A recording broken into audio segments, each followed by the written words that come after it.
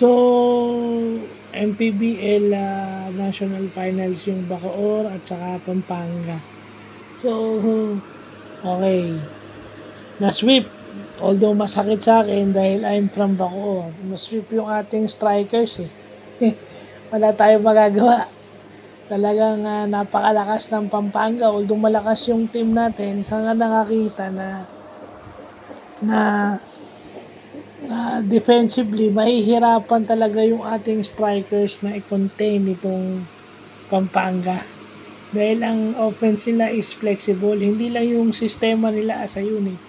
Pati yung individual players nila, mismatch eh.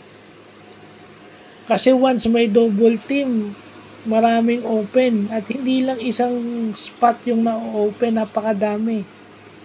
Pag nag-double team ka kay Justin Baltasar, which is yung MVP, kahit saang punto, kahit saang area ng court, may pupuntos. Hindi lang 3-point shot yun. Plus defensively, marunong din humawak, marunong din maglaro ng magandang depensa itong Pampanga.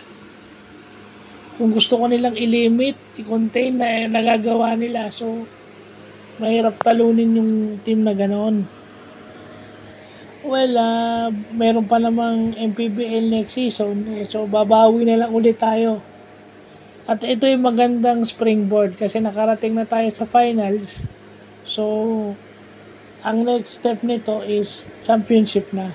Hopefully. For the Bacoor City Strikers. So, congratulations sa Pampanga Giant Lanterns kay Governor Coach Delta Pineda for being the MPBL National Champions. So, yun lang po.